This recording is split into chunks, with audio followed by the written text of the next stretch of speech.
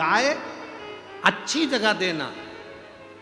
बेटी किसी ऐसे के साथ मत बांध देना कि बेटी को दुख हो, सोच समझ कर देना।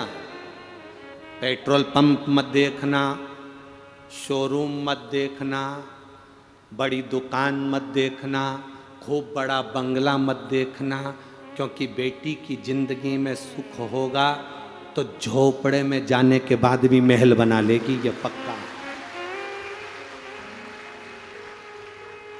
देने से पहले, बेटी को देने से पहले पेट्रोल पंप, गाड़ी, बंगला, जमीन, जायदाद, प्रॉपर्टी ये मत देखना। बेटी को देने से पहले ये देखना जिस लड़के के साथ बेटी को ब्याह रहे हो वो बेटी का आदर करेगा कि नहीं करेगा, सम्मान करेगा कि नहीं करेगा, सत्कार करेगा कि नहीं करेगा। मालूम पड़े बेटी तो ब्याह दी तो उसको सास ससुर कितने दिन के, देवर जेठ कितने दिन के, ननन नंदोई कितने दिन के, बाराती आए कितने दिन के, रिश्तेदार कितने दिन के, रहना उसको पति के साथ है। अगर तुम्हारी बेटी का सम्मान भले गरीबड़ा हो पर तुम्हारी बेटी को इज्जत दे, सम्मान दे, सत्कार दे और उसको अपने हृदय से, आनंद से, प्रेम वश रखे तो समझ लो कि बेटी सुखी है, बाकी का जीवन व्यर्थ है। क्या देखा हमने कई जगह पर, कईयों के घर में 5-5 पेट्रोल पंप हैं, 4-4 गाड़ियां हैं, 8-8 नौकर लगे, सोफा सेट, डिनर सेट, सोने के सेट, हीरे के सेट और बहू अब सेट। तो क्या मतलब? वो धन, वो वैभव, वो सत्ता किस काम की अगर लड़की का हृदय दुख है तो? गाय गलत जगह जाती है तो दान करने वाले को रोना पड़ता है और बेटी गलत जगह जाती है तो कन्यादान करने वाले बाप को रोना पड़ता है। रोना पड़ेगा। तीसरे नंबर पर है लक्ष्मी, पैसा। किसी एरे गेरे नत्थु खेरे के हाथ में, ऐसे के हाथ में, कभी ऐसे के कटोरे में पैसा मत दे देना कि वो शाम को मदिरा की दुकान में तुम्हारे पैसे से मदिरा पी रहा हो, दारू का नशा कर रहा हो, जुआ खेल रहा हो, मांसाहार कर रहा हो, मदिरा पान कर रहा हो। ऐसे के कटोरे में कभी पैसा मत देना। ऐसे को तुम्हारा धन कभी मत देना कि वो तुम्हारे धन का सदुपयोग ना करे।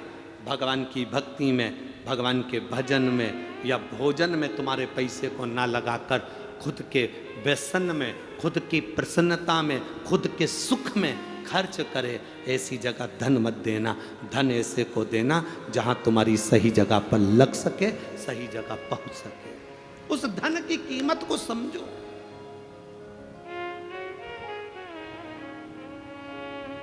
गाय, बेटी और तीसरे नंबर पर लक्ष्मी। गलत जगह नहीं देना, श्रेष्ठ जगह दे, श्रेष्ठ जगह।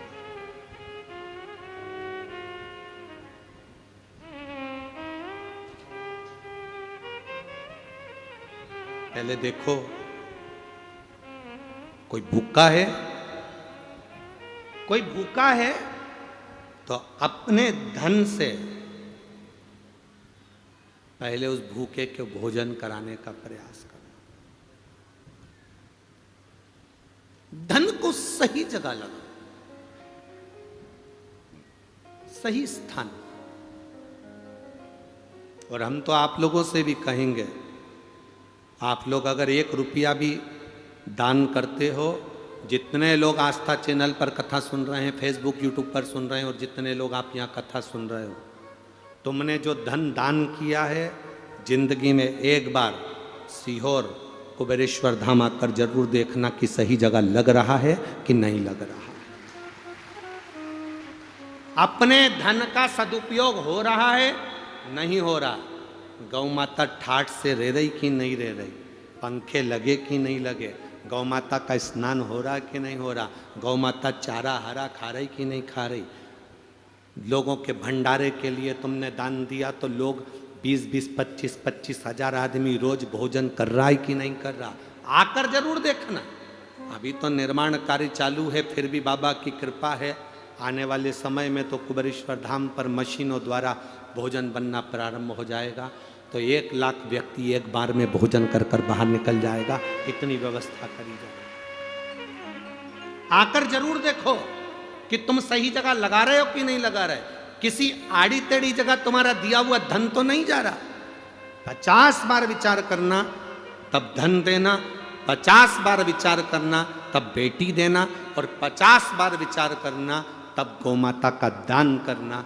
देने से पहले विचारना। ब्रह्मा जी ने दक्ष प्रजापति को बुलाया और दक्ष प्रजापति से कहा, दक्ष मेरा मन है कि मैं ये समुद्र मंथन में निकली हुई सुरभि गाय तेरे को देना चाहता हूं, तू रख सकता है। तो दक्ष प्रजापति ने कहा ब्रह्मा जी से, पिताजी आप कहते हो कि मैं गाय ले लूं, आप कहते हो कि मैं सुरभि ले लूं, आप कहते हो कि मैं कामधेनु ले लूं, आप कहते हो कि नंदा सुभद्रा बहुला ले लूं, मैं लेने को मना नहीं है, पर दुख आप मुझे दे रहे हो तो पहले समझ लो कि गाय मेरे पास रहेगी तो मैं पाल सकता हूं, मैं उसको पोष सकता हूं, मैं उसको आनंद में रख सकता हूं।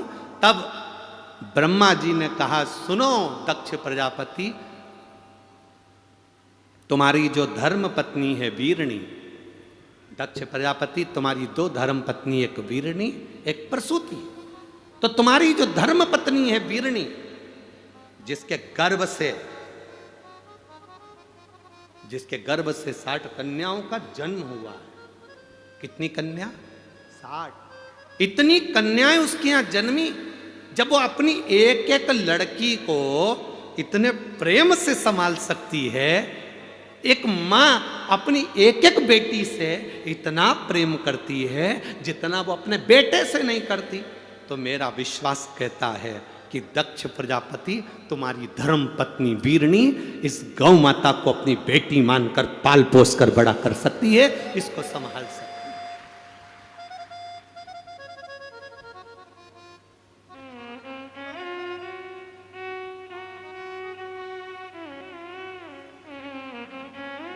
एक बात हमने कह दी थी पहले कथा में, तो उसका लोगों को बहुत बुरा लगा था।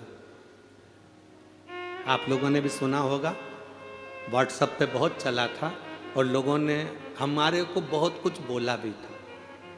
एक बात हमने कह दी थी कथा में,